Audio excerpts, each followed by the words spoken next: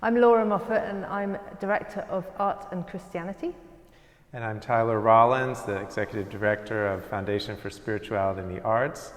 And we're here at St. Francis at the Engine Room in East London with Graeme Evelyn, sitting next to his piece, The Eternal Engine.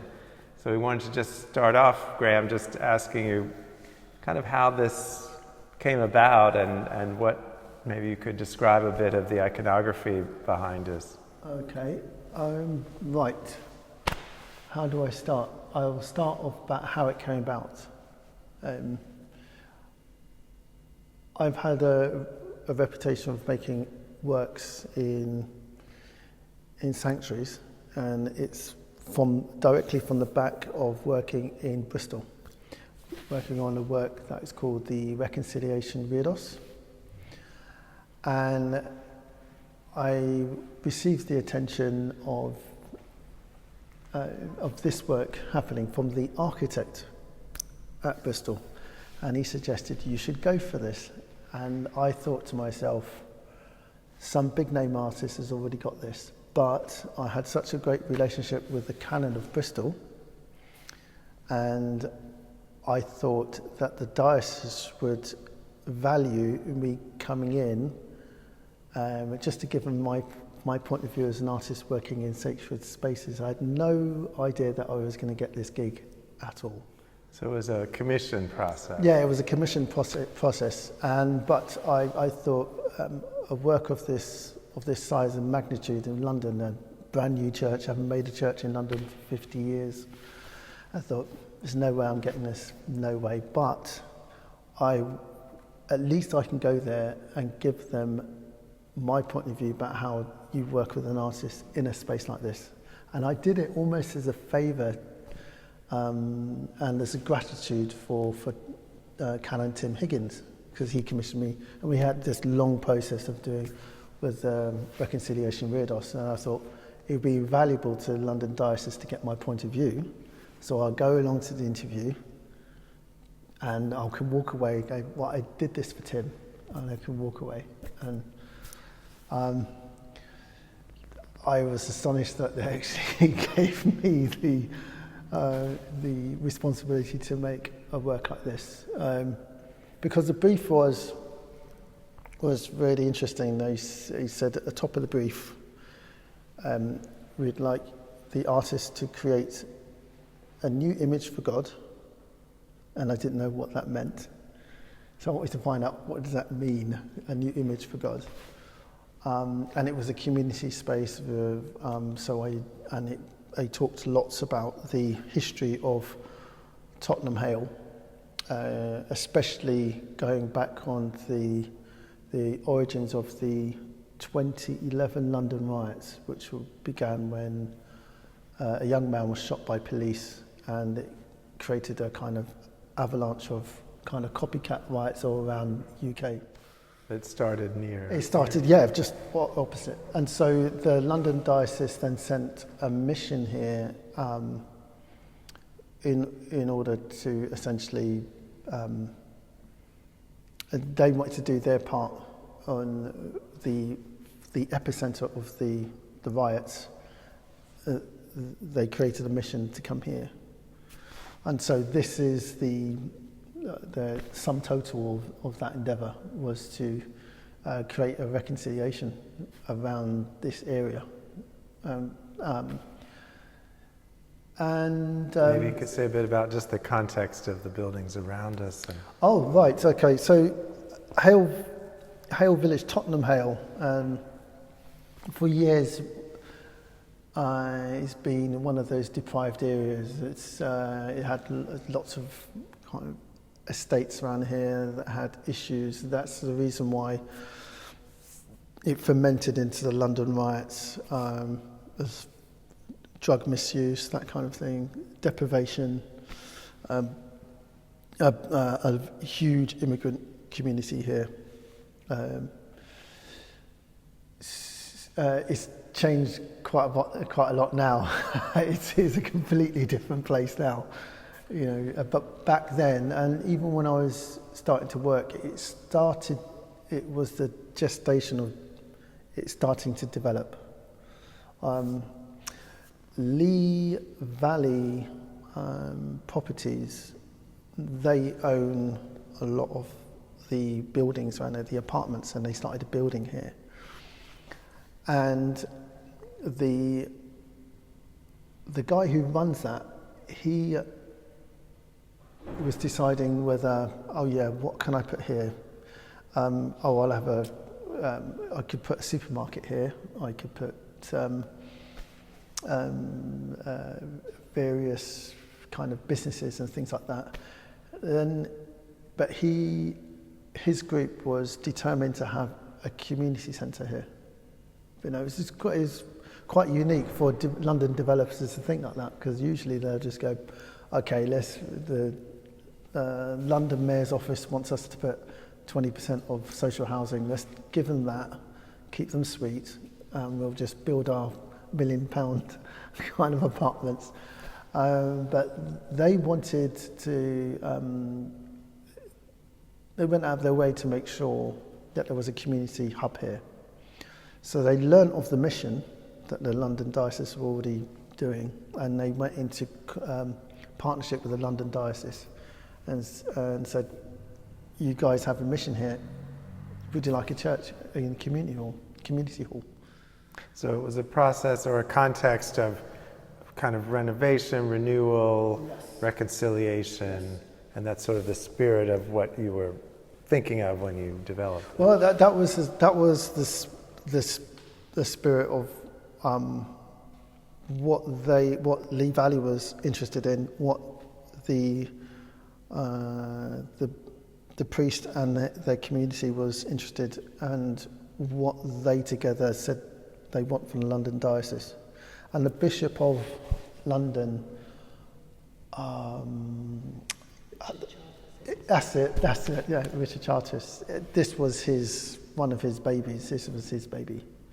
And so when I got confirmation that I was the artist to create the Reredos here, then I had a one-to-one with him in this spot where we're sitting right now, but this was all concrete. This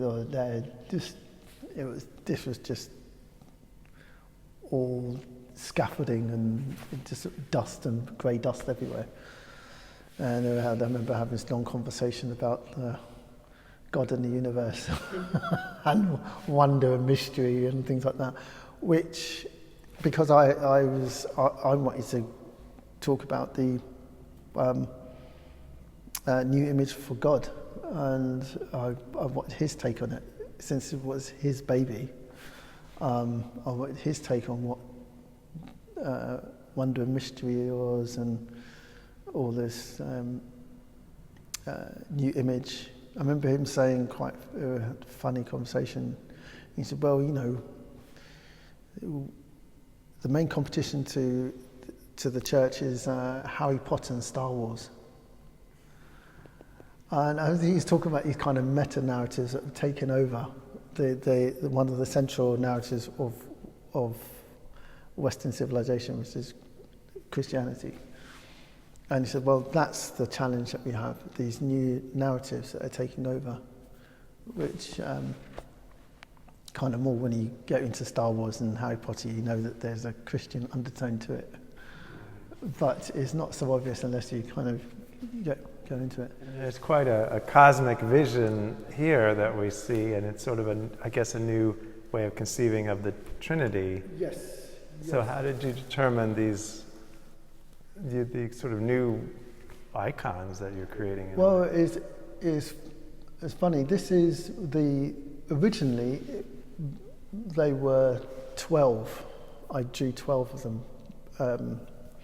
And when I had the concept of it, and then the architect that I was working with, they couldn't give me the numbers of the dimensions. And I remember going to his office and he said, would you like the altarpiece to be bigger? I said, yeah, if you want it big. And he said, oh yeah, okay, let's do 5 meters by 3, and let's cut down the 12 to 9. I mean, okay, I'll work with that. So I'm always having discussions with the priests and the laity here, but I want to make sure that they could see their theology in the artwork, so I had to understand it from their point of view. And so there's lots of discussion about Trinity and perichoresis and all these terms I've never heard about. The dance of the Father, Son, Holy Spirit. And then when I learnt that they don't use Father, Son, Holy Spirit, they use Creator, Redeemer, Sustainer. So the word Creator then opens it up to a bigger conversation. And what I'm always struck by is when I've met or different faiths. So we say that there's the will of Allah or the will of God, or it's always interested me. So what was it? How do you know the will? Something so vast as that. And it was an era of I was commissioned 2016. So what was happening in 2016? We had Brexit, and then we had the US elections, and also had nobody was agreeing with each other. So in order for me to find out about the I would say the Creator, I want to make sure that there was something that we all agreed upon. So I took the basis directly from the cosmos. Well, I think scientifically, without the sun, we'd all be dead. We can all agree upon that. We can agree without our sun in the solar system, we'd all be dead. And then you go even further than that, and then you know that through the vastness of space, the black hole at the middle of our galaxy is 30,000 light years away from us, something like that. To just give an idea how vast it is, we sent Voyager 1 and 2 in the 70s, and it's outside of our solar system and everything like that. The Voyager hasn't even gone 2 light days, and it's that far away from us. So when I'm thinking about the vastness, how do you know the will of the Creator? And then that's when Richard Chartiston said it was all about wonder and mystery. As well, the wonder and mystery is the darkness, things that we're never going to know. We are never going to know this, no matter how long we try and fathom how vast we're never going to know. And we can all agree upon that darkness. As you know, we see those the stars and the firmament and everything, but it's the blackness that's what keeps us. It's the things that we don't know. So that's at the centre. Yeah, it's that Creator that we know it's there. We know its importance. Without it, we won't be here, but we're never going to know about it. For me, that is the Creator. Something that is too big, too vast. And so when I was having a chat with Richard, and he said it's all wonder and mystery, then I knew that was had to be the central part. That had to be the Creator. So when it brought down to 9 from 12, the math worked out, because there's 3, 3, 3. And again, when we're having discussions, I have loads of theological discussions with the two Andrews, because there was 2 priests here at the same time. There was Andrew Kwapong and Andrew Williams. And so both of them came round to the lockkeeper's cottage, and we always kept on talking about theology, because I really wanted to understand the Trinity from their point of view. And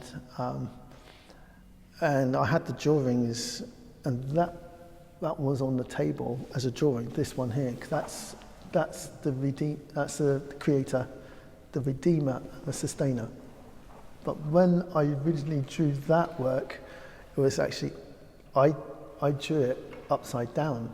It was originally upside down, and I was opposite Andrew, and he said that's the redeemer because he saw it that way up. And because of that, I said, right, okay, you are the priest, I will turn it around. So he saw the Redeemer that way. And I'm like, okay, brilliant, that's the process of working. So what's that like as an artist then? It's quite different if you're just working in your studio on your own or preparing for a gallery show, whereas this, it sounded like you were quite embedded. Yeah, I took that approach from my experience of working in St. Stephen's in Bristol, and I was used to that. Used to kind of having long theological discussions with Tim, to get what he was seeing in his vision for the Reados in Bristol, and what his relationship with the church in Bristol.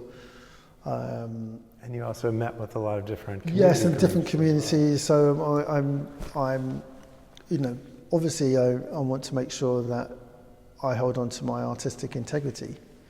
But part of the artistic integrity is to be open to ideas. So that works. If you see it, that's when Andrew turned around, he said, that's the way you see it. Brilliant.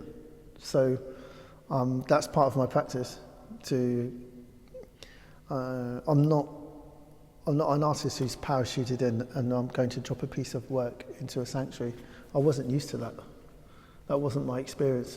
I wasn't parachuted in when I did St. Stephen's. It was, I'm working with the community, I'm listening more than I'm speaking. I'm writing down notes. I go back to them and say, is this what you mean visually?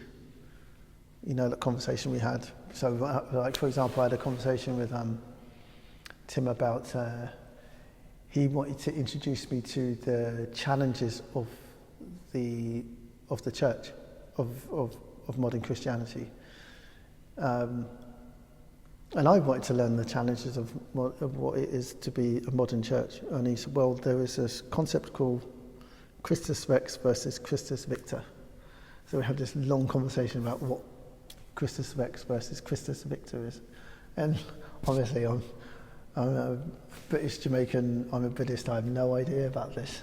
So it intrigued me. I said, wow, okay. So one of my study works, I made this work called Christus Rex versus Christus Victor, and it was just to show him I understood what he meant, just visually. And he said, okay. And that is a part of, for me, is part of the practice of making sacred art is trust building. I have to keep on thinking that the trust in me, I cannot take for granted just because they commissioned me. Mm-hmm. I've got to keep on building that trust with the people I'm working with. Can't just say, oh yeah, they give me this gig so I'm the artist, I can do what I like. And presumably that's been really important for your practice in general, outside of a commissioned work, that sort of process of listening and being aware of how your work is developing along a certain trajectory, and whether you need to back up and take it a different way. Yeah. I mean, it's something that I think we've probably take for granted how much listening is part of the conversation rather than talking. Do you see that as part of social practice in your work? Do you think of it in that sense? I would say it is. I think it is. I cannot separate my Buddhist practice from anything. I have to see and find the Buddha in everything. So I'm always seeking to find it. There must be a Buddha in this conversation. There must be, if it's a tough conversation, there's got to be a Buddha in this conversation. And the only way I can, even if it's kind of a painful conversation, the more I listen, the more I'm going to find it. So the listening is part of your spiritual practice as well as your artistic practice then. And so it kind of helps me navigate this without, I'd be very mindful that artists, we have egos. And I've got to make sure it's in check, so because there's a wider community, and I guess there's a wider community support. And again, it goes back to the St. Stephen's experience. And this is the reason why I went to this interview and initially say, I'm just going to let you know this is how you work with an artist. So when you pick your artist, because I never thought I was going to get this gig. So, one of them, that forces you to listen as an artist is knowing that once the work in it cannot be removed for 150 years. Because of that, it's imperative that you listen. Because if you don't listen, then the community don't like your work and they'll find every way to make sure it comes out. And I'll way to guarantee that it stays. And Tim wanted to guarantee that it stays. So this is that was the reason why he was imparting so much about the challenges, because he really wanted me to understand. So the work doesn't leave. So I came here in this sanctuary with that experience. So I looked at it through that lens. That this is, you cannot remove it. So if I don't listen, then it could be removed. Well, and interestingly here, it's very, very unusual, as you mentioned, the diocese has not built a new church in a very long time. And so here, you're developing, it's quite a simple space, but you are responding to certain things. I mean, we're sitting under a kind of, almost a rotunda here. And so your work was developing alongside the architecture to an extent. Which I think embeds it, and I think it is part of the success of the work. Yeah, I mean, the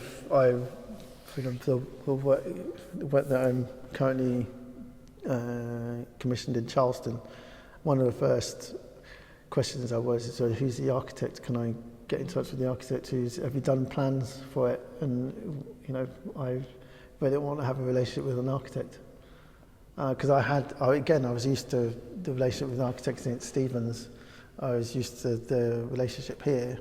And I mean, when you got this project brief and the only thing you saw in this project brief, they did this kind of rotunda thing, but this changed all the time because the architect was almost like an artist himself and he was developing it. And so we were sometimes I'd go to his office and it was almost like two artists speaking. He was thinking, we were just collaborating with it. So this maybe was as affected by your work as much as your work. So when he saw the designs, he thought, that's your designs now. Brilliant. Right. Okay. Let's move this around. So all we had was that ring. So that ring there. That's the only thing that was realised in the original drawings when everybody was asked to pitch. And because underneath there is a baptism pool, it's right underneath it. Yeah. So all I had was the ring, that circle. Signifying the baptism. And we should perhaps say that this is where, on a Sunday morning, the altar would be here.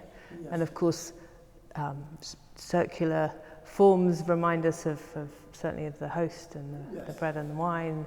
Yeah. I wonder, did your conversations with Richard Charters or anybody else sort of bring in ideas of communion and sort of togetherness in terms of the iconography? Part of the practice of listening is when they had services, I had to be in the service and kind of watch them, how they did how Andrew did his service, and what traditions, because every denomination they seem to have a different way of how you administer the altar. So I always, well, how does Andrew do it?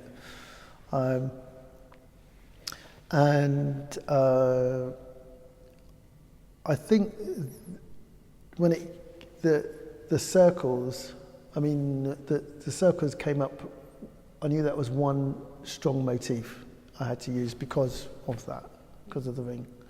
And it's, and then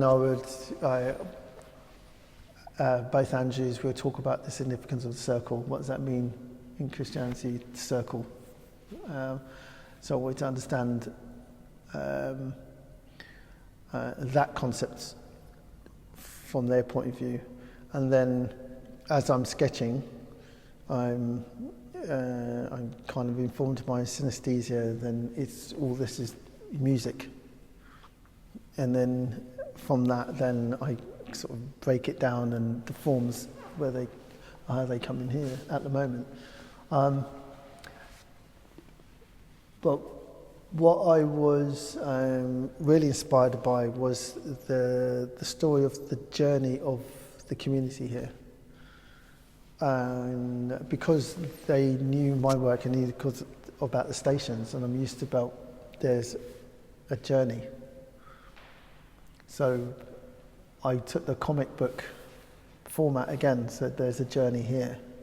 How do you meet the Creator? How do you meet the Redeemer? How do you meet the Creator? How do you meet the Sustainer? And the Sustainer, you can just make out there's a fish there, if you look closely. And then we're having this long conversation about perichoresis and the dance between the three of them. And so I wanted the eye. How can I encourage the eye to dance around? So they go to the centre, but they keep on they're following the lines. But when they said that it cannot have any human form, they said we want a new image for God, but no human representation. Even an eye? It's quite hard. Yeah, exactly. Not to have any. Yeah. So what was that like working with a religious tradition that's not one that you're participating in, but clearly you found a lot of commonalities? Yeah. Well, I'm being Jamaican, and I'm kind of used to ceremonies and things like that, and different traditions, especially in the Caribbean, like the African Caribbean traditions. I'm so used to seeing ceremonies in different ways. So it was easy for me to kind of be that fly on the wall and go, what's the human experience? What's the human shared experience happening here?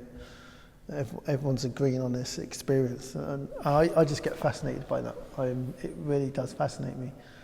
And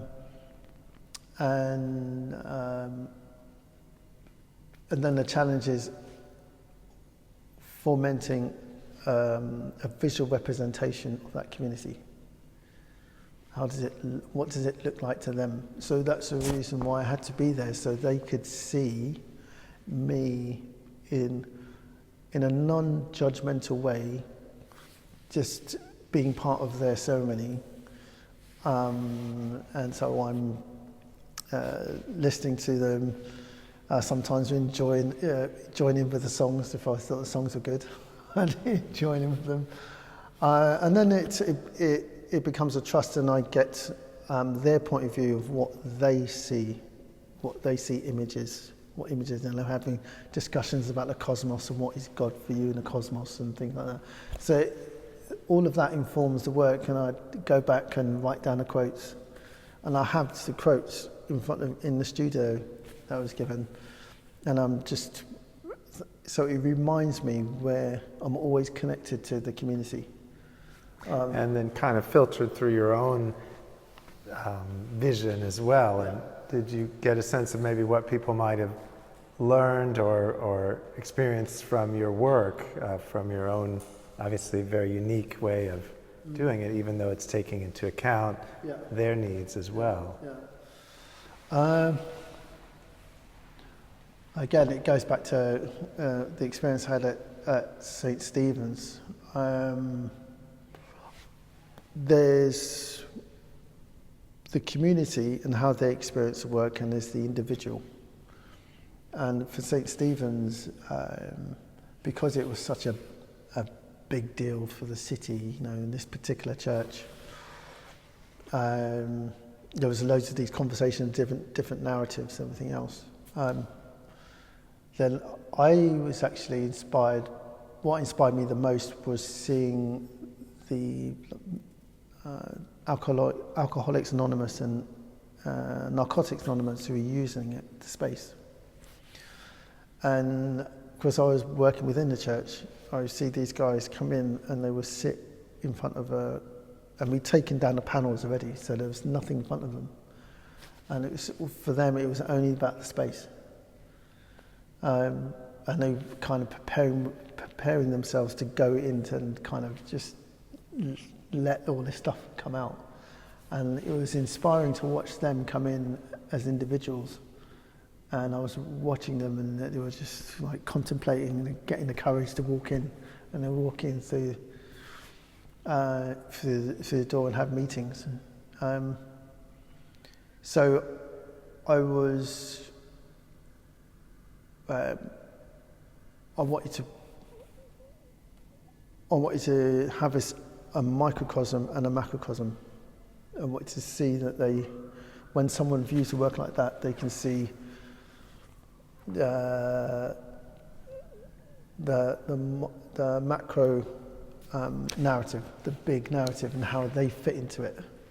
And that's why the Stations of Cross is here, because I wanted the balance between the macro and the micro.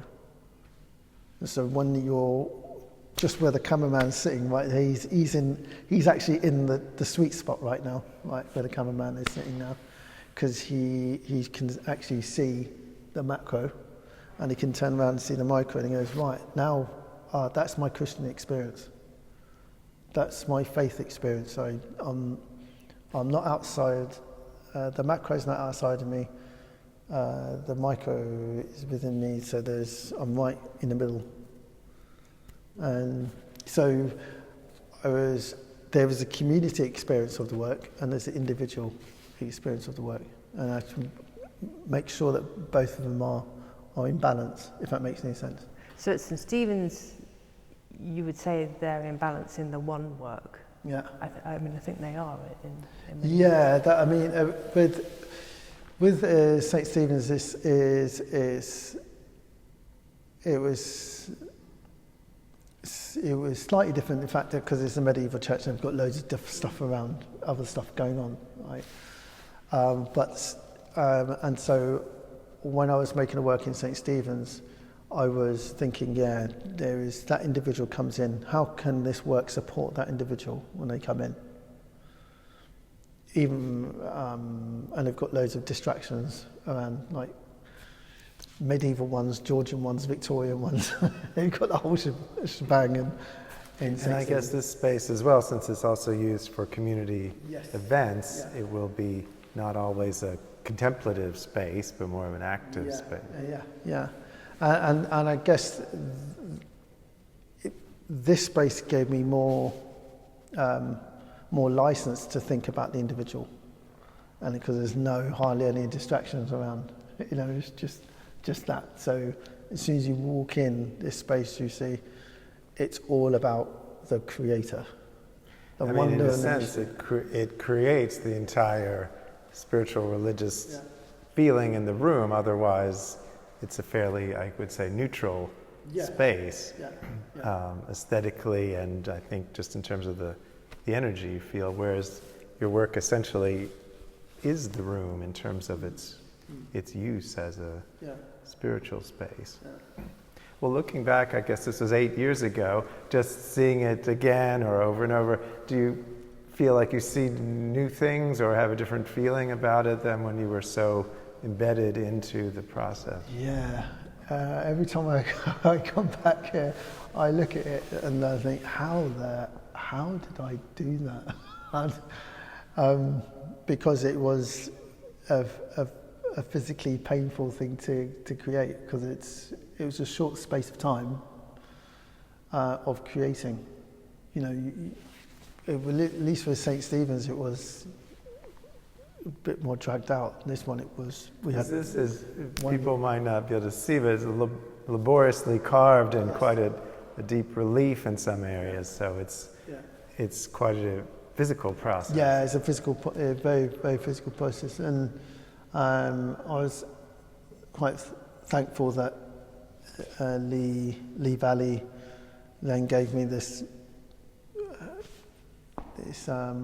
lockkeeper's cottage for a year, and it's very important because I'm used to being completely embedded, so I have to be as close to the site as possible, because that's what I was used to. Even the colors were inspired by the colors in the buildings. Yes, right? When people visit this area, Hale Village, Lee Valley, their contribution to social housing is the apartments you see that is using these colours. So I took directly the colours of the community that are the poorest. But when I first came here, I thought they were the most expensive ones because they had nice colours. Everyone else is kind of just bland, like magnolia. And I thought these were the most expensive ones. No, those are social housing. So I thought, okay, let's use the social housing colours. And because the people that use the church the most were people that were the poorest. Does that include the brown? Because I'm intrigued by the brown. Well, right, okay. So the brown is kind of a bit of my license, really. I wanted to have that kind of the bit of the balance of having the kind of colour of wood, just to give it some earth colour. So it's not all just. You've got to have your feet to the ground a little bit. So that's why it has that balance of it on the corners that is rooting it downwards. So even though you've got this wonder mystery, it's still down. So you see it again, and it gives that Trinity look.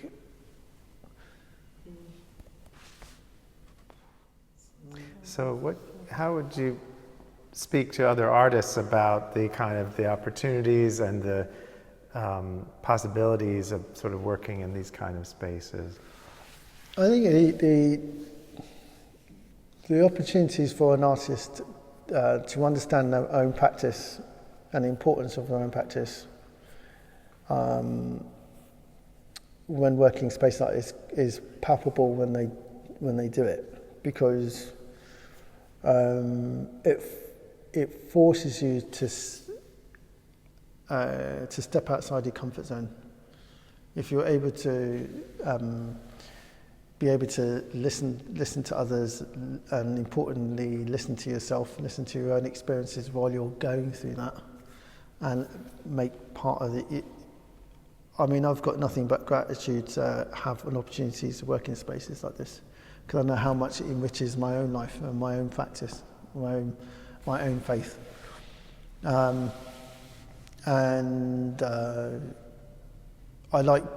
I purposely like putting myself in places where my comfort zone is challenged, because I know that something interesting is going to come out of it. If I'm just nice in my nice comfort zone, doing my thing that people know what I'm doing, it's not really challenging for me. I've kind of purposely put myself in places where it becomes challenging. Not many artists would like to do that, but and it seems like this kind of challenge, with a little bit more involving your spiritual sense of connectivity, is a bit different from just getting a commission with a technically difficult challenge, or the challenge of maybe doing a commercial work that has certain agendas. It seems like something also strikes at more of a core of your issue. I think there's I guess for me, I always go to that, where can I always seek to find the Buddha. So if I can find a way that I can create value. So what does that mean, finding the Buddha? Well, in a kind of the Buddhist way of looking, which is not different from many Christian brothers and sisters that I've had chats with, is kind of the same, really. Is that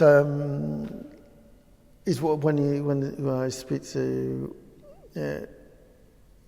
Christians, they always say we seek to find God. So when you're seeking to find God or seeking to create value, you're finding the best solution, and you have to.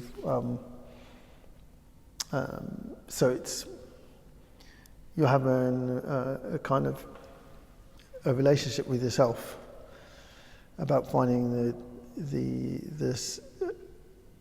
How can I explain that in a nice, concise way?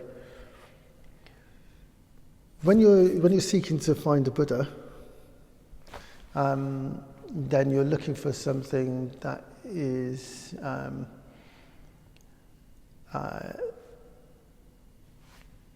that be the best benefit everyone involved. There's always a win-win. So you're looking for that win-win. You're actively looking for how does everyone benefit? What's the solution where everyone benefits, rather than I just benefit? So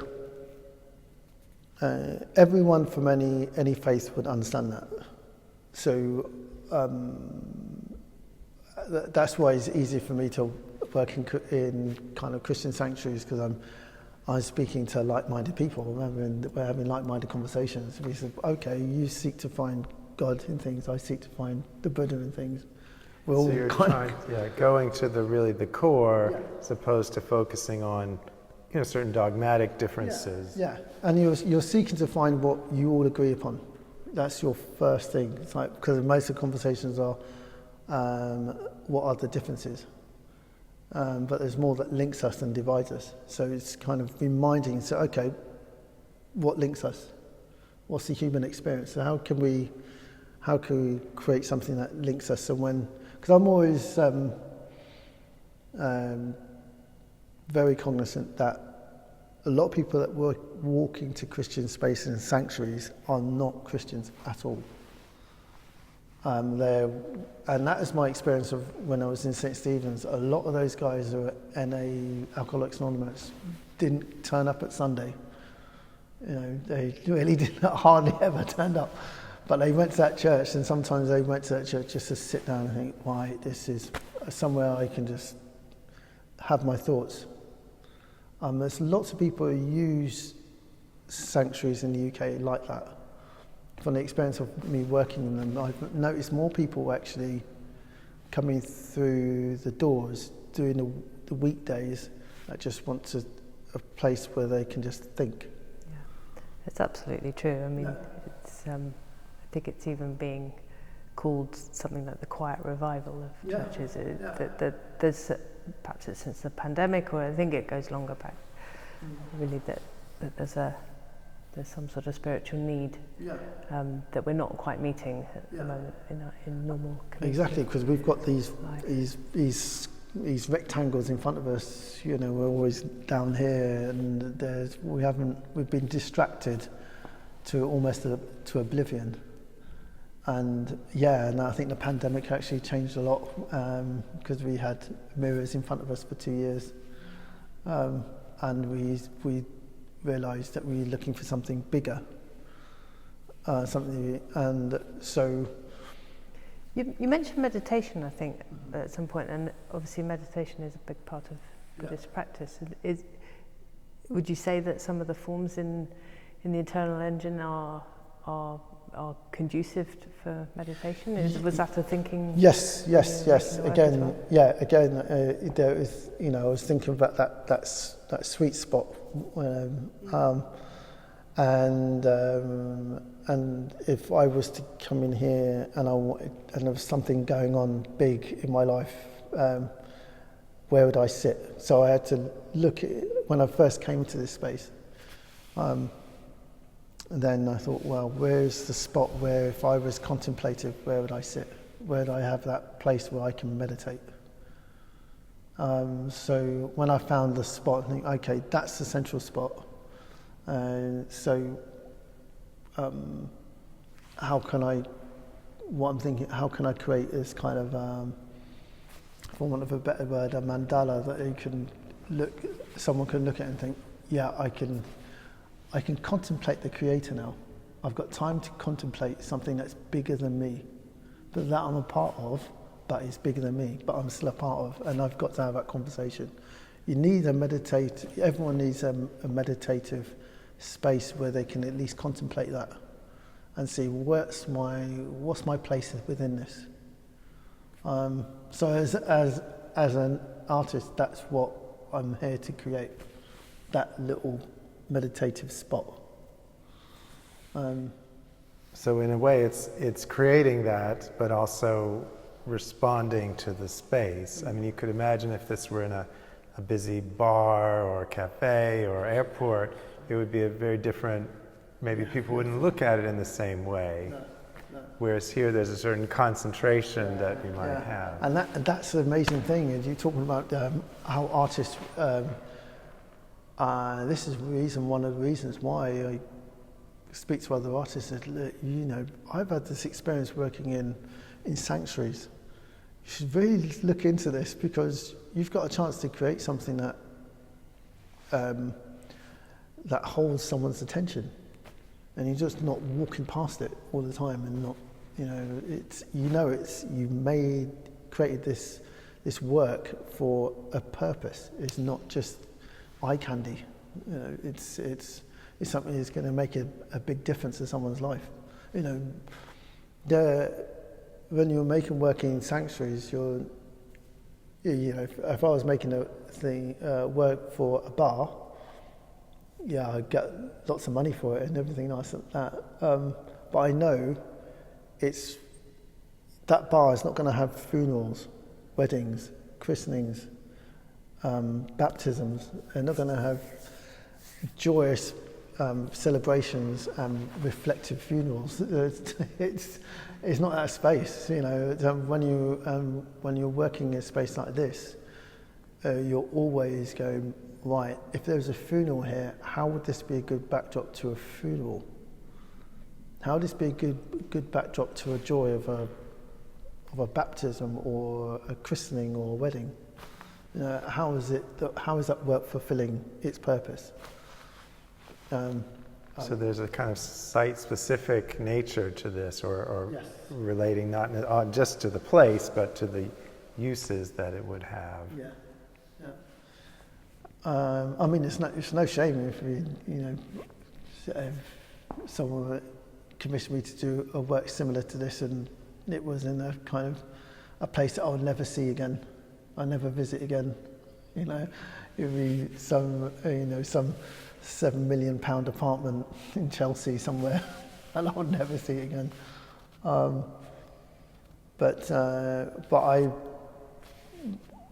kind of sought out to have this opportunity to, because it's a win-win. I'm helping the community grow, a church to grow. I'm helping myself to grow, helping my art to grow. There's a win-win.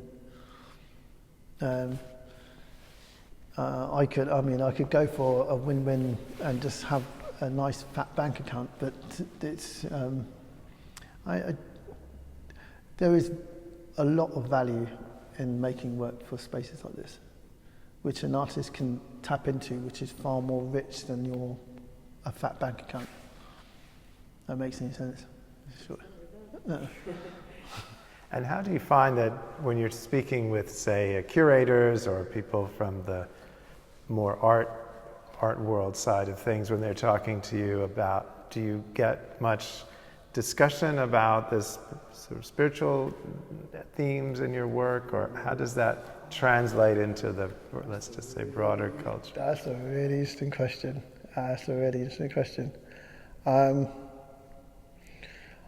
I learned a great deal about the art world, in particularly this commission, because I was asked if I could mentor a number of artists who were unapologetic in the Christian faith, how they navigate contemporary art industry.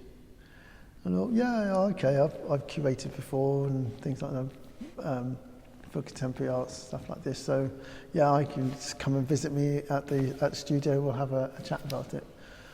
So, and then I had to put myself in their position so I can give the best advice of what limited experience I've had.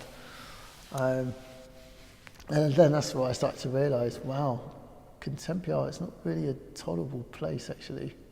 It's not really as tolerable as I like to think, especially for artists of faith. They're not really, we speak a lot of tolerance, but actually it's quite an intolerant area, especially if you're going especially if you're Christian, is what I realised. I was going to say, I think it's probably more tolerant of Buddhists than it is of Christians. Yes. I definitely started to see that. I thought, because as soon as I put myself in their place, wow, yeah, there's not a lot of avenues for art that is rooted in, especially Christian. I didn't realise that until I was asked to do it for this. So, I was put my hand up, I was completely oblivious to it. So what advice did you end up giving to those artists? Remain unapologetic. Yes, remain unapologetic. Make sure you keep on saying it is about my faith. It is, don't change. They will change. How does the faith identities, maybe what are the differences between that and certain other forms of identity that artists often will have a focus on?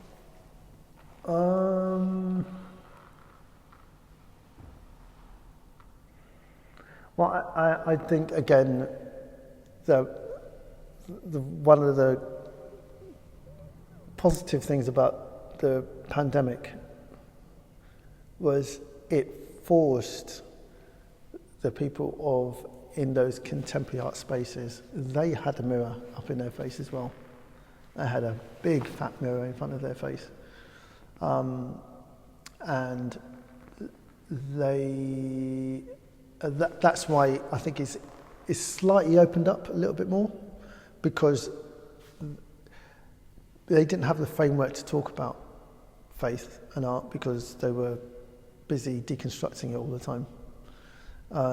So now, when they had COVID, they had a mirror that was deconstructing them and deconstructing everything about them and what they're thinking, because all the things that they thought were sacred, you can walk into, I have to name them, you can walk into Tate Modern back in the day and you think, this is definitely a cathedral.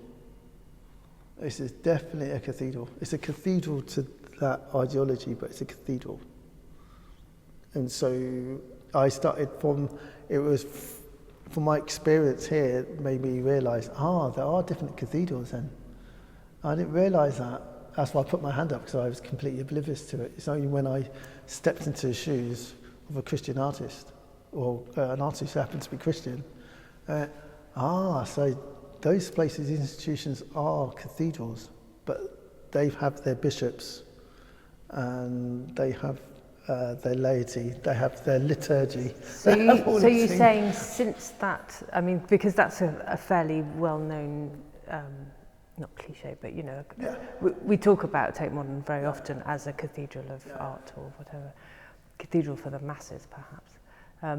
But do you think that self-recognition from the art world means that they're now actually a little more open to the real cathedral, the Christian cathedrals, or do you get the sense that perhaps things are shifting a little bit in that sense? Yeah, because they've openly started to use language like sacred. And they're using this language even though they don't understand it. But they're using it because they know that a lot of the public are interested in things that are sacred and are no longer interested in desecration. A lot of the time, their cathedral was a cathedral to desecration. It wasn't a cathedral to sacred. And I started to see that when my eyes were open to the experience of being a Christian, navigating contemporary art. I mean, right, okay, so we have these cathedrals, and I started to recognise, especially as I've curated shows, so I started to recognise, so the liturgy and the language that we use is a liturgical language that we use in as a contemporary art curator. We're using this, and it's almost like Latin, like nobody else is going to understand it. and we popped up artists to be prophets, and then the curator becomes almost like a priest, and galley directors are bishops. Then you always have this all-encompassing God, which is people who provide the money and things like that. I didn't realise that until I started putting myself in that situation.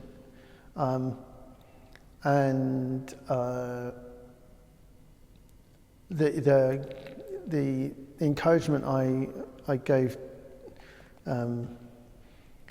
to my friends who Chris, and I've given since, is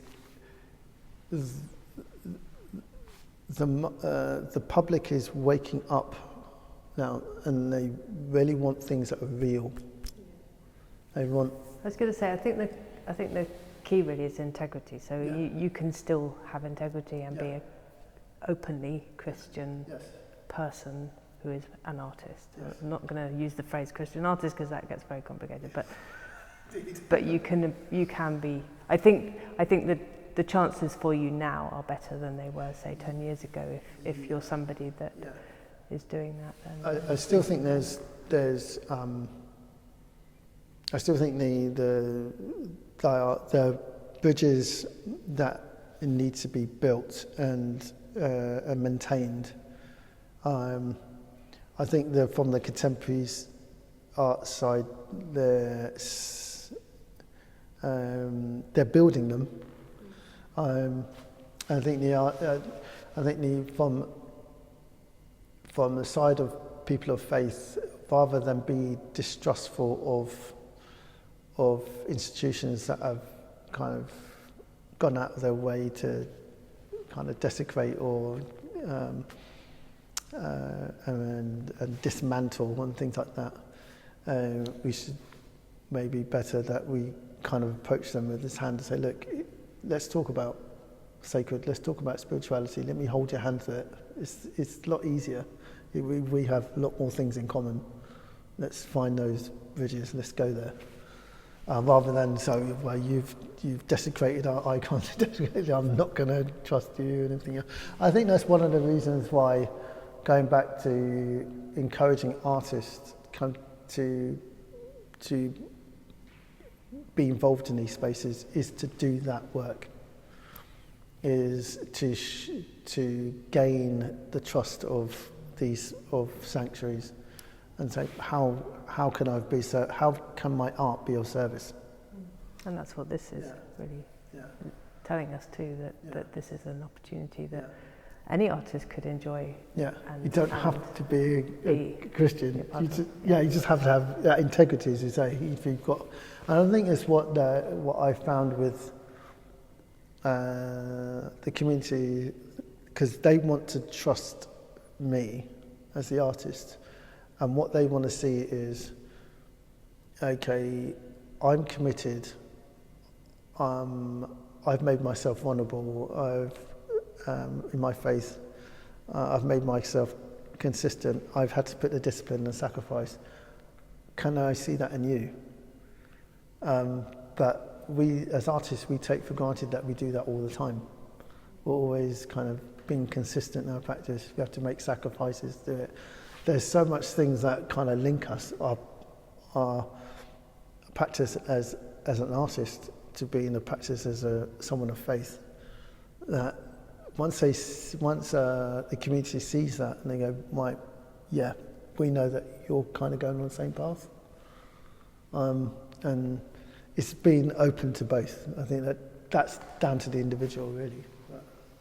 So it's sort of viewing everyone, the artist as well as the so-called non-artist, as all having a similar sense of connectivity or movement forward, as opposed to the artist being someone who is a little bit more ironic or detached or even jaded. Yeah.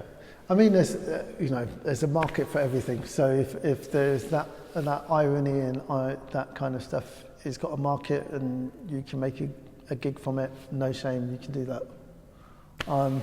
But there's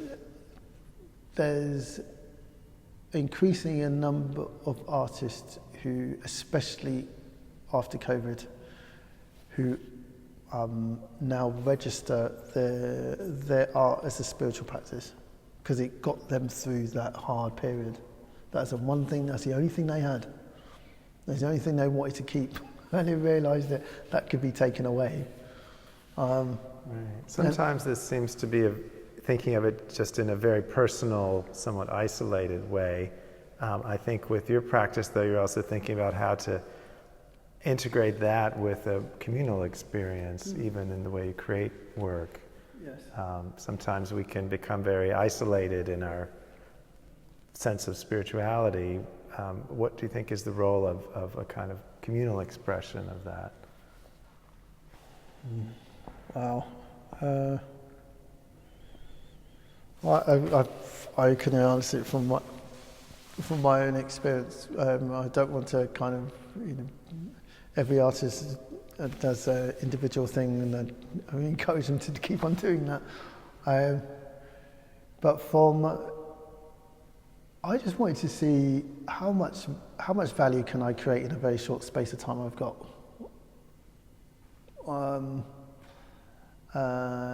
And once I got used to seeing how in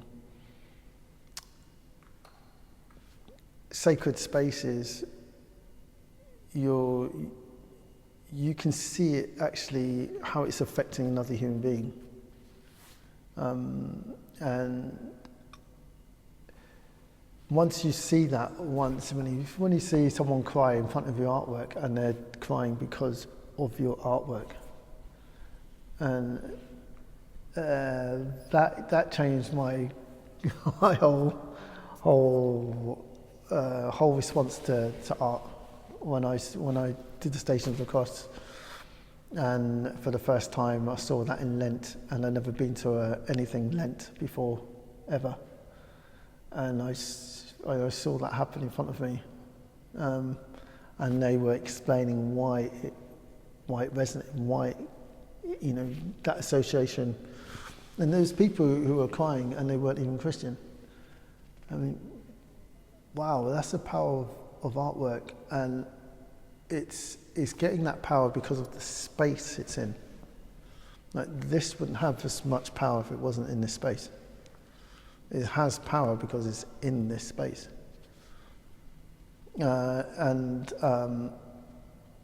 So knowing, when I realised that, I thought, why are you crying in front of this artwork? I know what that artwork's about. I know that is wood and paint.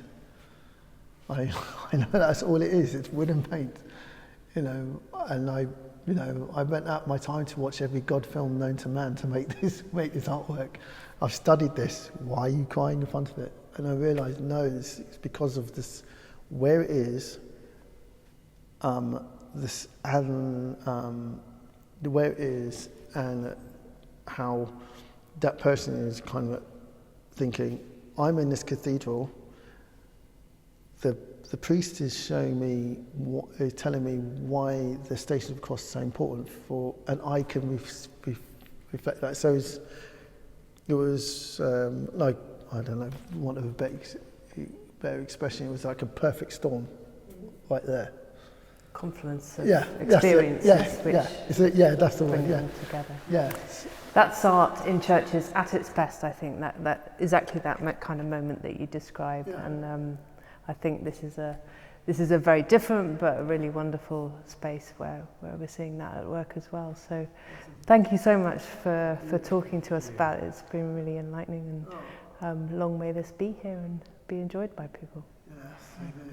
Yes.